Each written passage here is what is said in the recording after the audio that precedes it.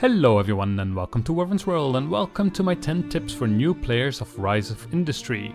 Rise of Industry just came out on Steam as an early access game, and it's a tycoon game that has a lot of gameplay to it and not everything is very well explained, so I thought I would make this video containing 10 tips for new players in order to help you get started. So let's begin! Tip number 1, it's important to build things close together, and that's actually for two reasons. The first reason is fairly obvious, it's just that the distance increases between buildings, your trucks will spend more time. So for example here, if we want to bring water to the closest by truck depot, which is 21 tiles away, then they will have to spend a certain amount of time driving there, and then they have to come back. So when they're coming back, then only they can be dispatched again. So we cannot dispatch other trucks now, they have to wait until they're back. So if we send them further away, that will just take more time. Now the second reason is actually about money. As you can see, when they're dispatched, you can see 166, 166, 166. So these trucks, they all cost $166 in order to be dispatched this far away. However, this increases with distance. So let me adjust this route here. Let me just set it to the further away one at 44 tiles. Then you'll see 235, 235, 235. So the price that it costs to dispatch these trucks increases with distance. So it's not only the time that increases, it's also the money that you're spending on it.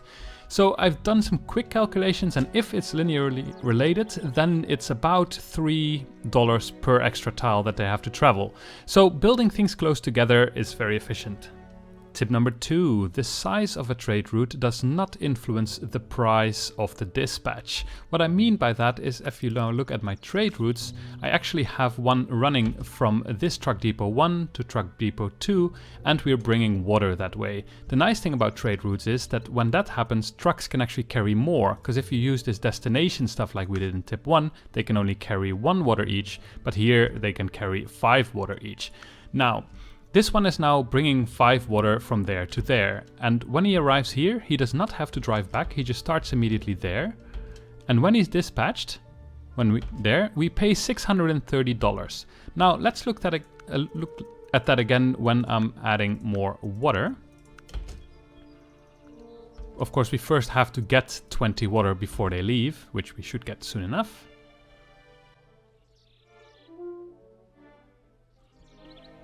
Almost there. So remember, it was close to $600 to dispatch one truck with 5 water.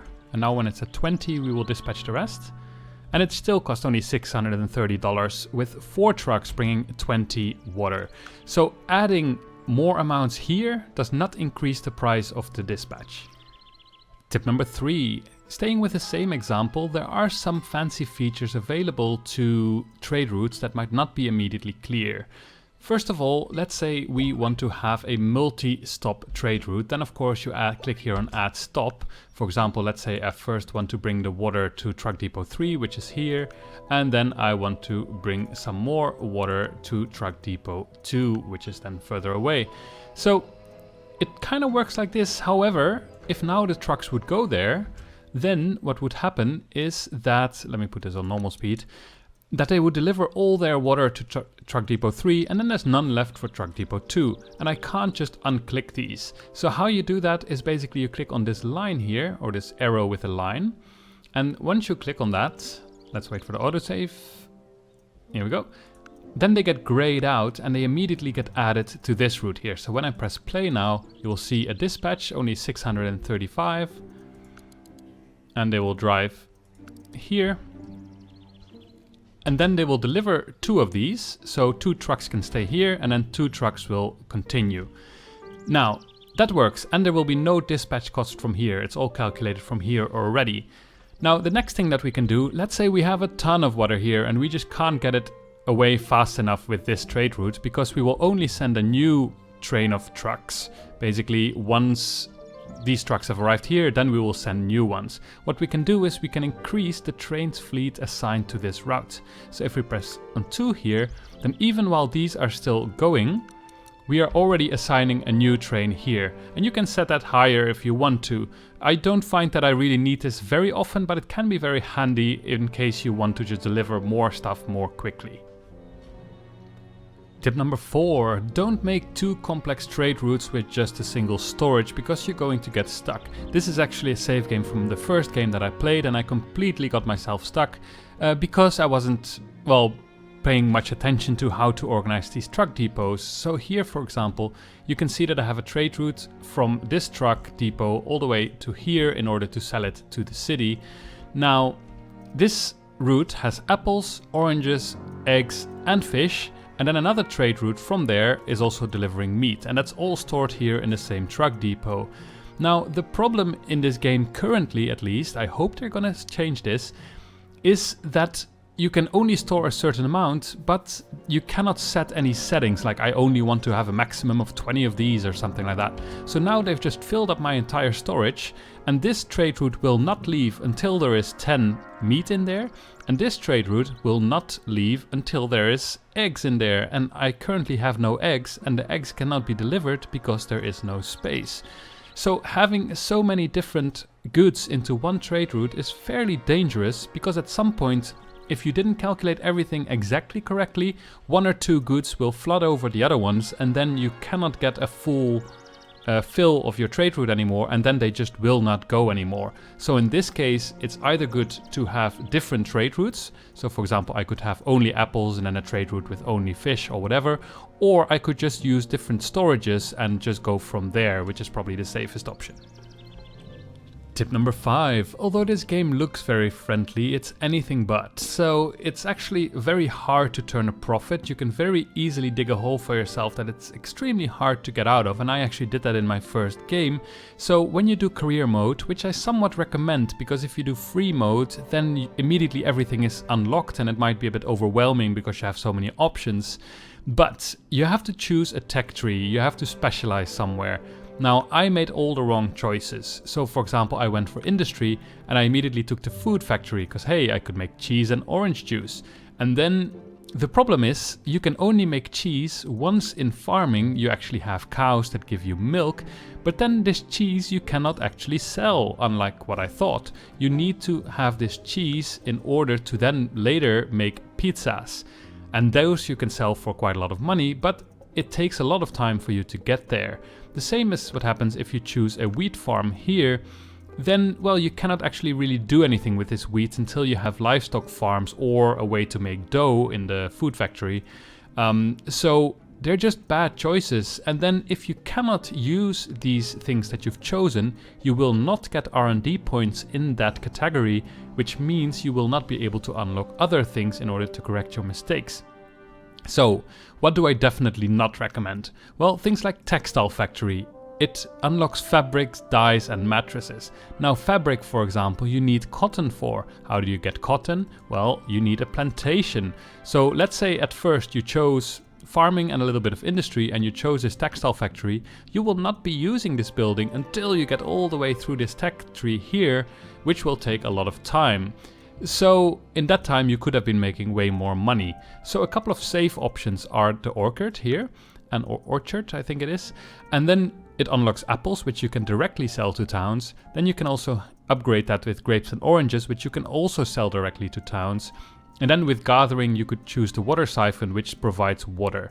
Now another one is to go for industry and then go for lumberyard, which collects wood, and that brings it to the paper mill. And the paper mill is quite cool because you can make paper and cardboard, and you can use this paper and cardboard just to sell. But what you could then also make is actual here cartons, for example, that sell for more. So this is kind of like a self-sustaining thing that gives you then many R&D points in order to unlock all the rest slowly. So be very careful with what you choose at the beginning. Tip number 6, sometimes you cannot get all the goods yourself. So for example, if you went with the industry start and I here unlocked the paper mill, then for gathering I really want to unlock the lumberyard in order to get the wood. However, if I now build one of these paper mills, you can see that they also need water, but I cannot unlock the water siphon now because I already spent that point on my lumberyard. Now, what can I do? I could either gather enough lumber and just sell that to the state in order to unlock enough points for the water siphon, but what you can also do is to go to the wholesaler. So if you find a town, then this little brown building here is the wholesaler, and you can also just click here on this orange label and then click on the wholesaler, and you can see that they are selling water for 750 a piece. So then you can click on destination, and it just works the same as when it's your own stuff. So you can say, I want to bring water to my own factory, the paper mill, and I want to have 2 or 3 trucks assigned or whatever. And then you can actually get water from the state until you have enough research points in order to unlock the water siphon for yourself, because that will of course save you a lot of money. But know that the wholesaler can definitely help you out whenever you need some products, and when towns evolve, they can actually offer you more stuff like cans or coal or whatever they're producing. You might be able to buy that from the wholesaler, so make sure to check there. Tip number 7, be very careful about upkeep cost of trucks, because the game tends to give you too many. For example, here I built this water siphon here and I have a crop farm. Now the crop farm needs water in order to produce wheat, and this thing here is making water. Now I want to bring it there, so I say go bring your water to this crop farm, and it immediately assigns me 3 trucks. Now this is so close by that I'll never need 3 trucks, so I can actually just reduce this to 1, which will be plenty. Now the dispatch cost will remain the same, like each truck will just cost a certain amount of money just to bring it there. However, I will not be paying upkeep for when these trucks are not doing anything, and that will save me a lot of money in the long run. So the 3 is the standard, so normally you will not need as many, so make sure to decrease the amount of trucks that you need before actually activating these routes, because that will save you some money. Tip number 8. In this game, it's currently very easy to under or oversupply your things, because we do not really have in-depth tools in order to adjust, for example, the maximum supply that we want, or for example, turn yourself off automatically once there is so much supply and so on. So currently what we need to do is to do it manually. And that's actually not that hard. For example, here we have a wheat farm and we've got a water siphon. Now, if we want to calculate how much water siphons we need in order to provide this wheat farm, we have to look at a couple of things. First of all, we need to look at how many days we need to provide water, and we need 7.5 days. Now, if we look at the farm, we see that it needs 1 water per wheat. But this costs 15 days in order to use this water and turn it into wheat. So we have 4 fields, so each of those will require 1 water every 4 days. So what we do is we take the amount of time that we need to provide the water, which is 7.5 days. We divide that by the amount of time the producer actually needs this water, and that's 15 days. So 7 divided by 15 is a half. And then we multiply that by the amount of times that we need water. So we have 4 fields, so we do 7.5 divided by 15 times 4. And that gives us a total amount of 2, and that means that we need 2 harvesters here, so not 3, we just need to have 2, and that will give enough water to provide water to this wheat farm. Now, this was a very easy example. Of course, sometimes you don't always have whole numbers. For example, here is a cow farm, and that needs every 10 days, it needs some water as well as some wheat. So these calculations can become a little bit more complicated. And when you have halves left over, you need to do something with those halves. But that's basically the way where you calculate how much gatherers or producers you need in order to provide goods to the next building. Tip number 9, back to this cow farm. As you can see, this storage works a little bit different than truck storages do. So when you have producers, they always have a storage that holds a certain amount of items per slot. So for example, this one holds water, 53 units per slot, but then it will also hold 53 wheat. Now the same is the case when you have bigger things. For example, here this cow livestock farm. It also has 53 units per slot, so it can hold 53 water, it can hold 53 wheat, it can hold 53 meat, milk, as well as leather. So that works very differently from these, for example, truck storages here that just have a set amount, just 106 units, and that's it. So why does this matter? Well, the reason is, let's say you produced all those 53 units, and now you have 53 meat, 53 milk, and 53 leather.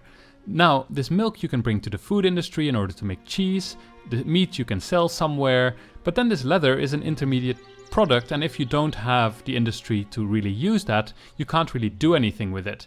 The problem is, if this is full, if there's 53 leather here, nothing will work anymore. You will not be producing any more cows, even though you used all the milk on the meat. The leather is just stopping your production because you haven't done anything with it. So in that case, what you might want to do is either store it somewhere for later, or what you can do is just sell it to the state, and then you don't get a whole lot of money for it, and it might be very far away, so it might be good to have train stations for that or stuff like that.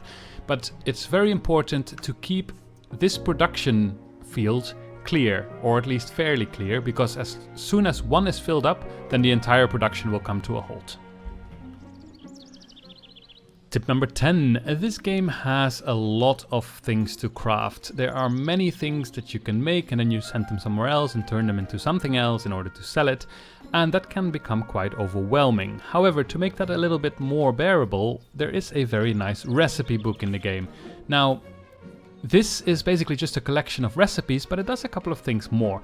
Let's say I want to know how to make summer clothes. So I type in summer clothes, and then I click on it.